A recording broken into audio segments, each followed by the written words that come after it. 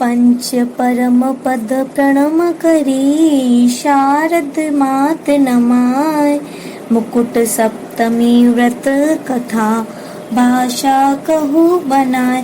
जम्बूद्वीप के कुरुजांगल देश में हस्तिनापुर नगर है। वहाँ के राजा विजयसेन की रानी विजयावती से मुकुट शेखरी और विधि शेखरी नाम की 2 कन्याएं थी। इन दोनों बहनों में परस्पर ऐसी प्रीति थी कि एक दूसरे के बिना क्षण भर भी नहीं रह सकती थी। निदान राजा ने ये दोनों कन्या अयोध्या के राजपुत्र त्रिलोक मणि को ब्याह दी।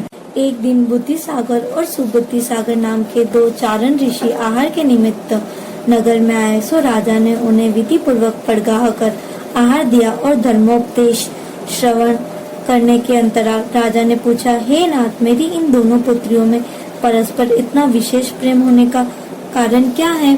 तभी श्री ऋषिराज बोले, इसी नगर में धनदत्त नामक एक सेठ था।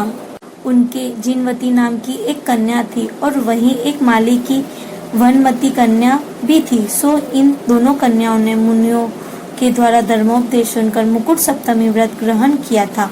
एक समय ये दोनों कन्याएं उद्यान में खेल रही थी कि उन्हें सर्प ने काट खाया। सो नवकार मंत्र का आराधन करके देवी हुई और वहां से चयन कर तुम्हारी पुत्री हुई है। सो इनका यह स्नेह भवांतर से चला आ रहा है।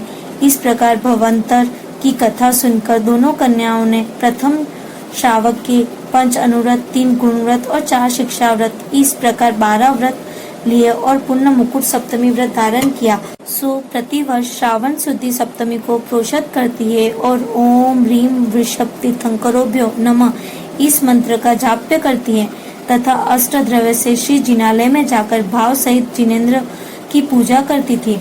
इस प्रकार यह व्रत उन्होंने 7 वर्ष तक विधि पूर्वक किया। पश्चात विधि पूर्वक उद्यापन करके 7 उपकरण जिनालयों में भेंट किए। इस प्रकार उन्होंने व्रत पूर्ण किया और अंत में समाधि मरण करके 16वें स्वर्ग में स्त्रीलिंग छेद कर इंद्र और प्रति इंद्र हुई। वहां पर देवोचित सुख भोगे और धर्म ध्यान में विशेष समय बिताया।